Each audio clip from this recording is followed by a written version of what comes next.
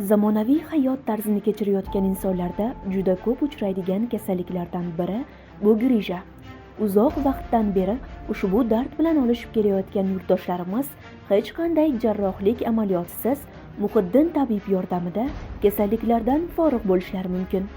O'zbekistonda birinchi raqamli o'z ishining mutaxassisi Muhiddin tabib tomonidan asalari bilan davolash yo'lga qo'yilgan.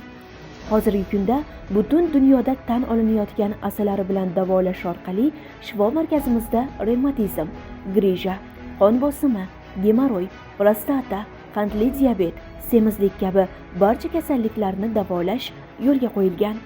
Oilaviy davolanish uchun xonalarimiz hamda barcha qulayliklar mavjud.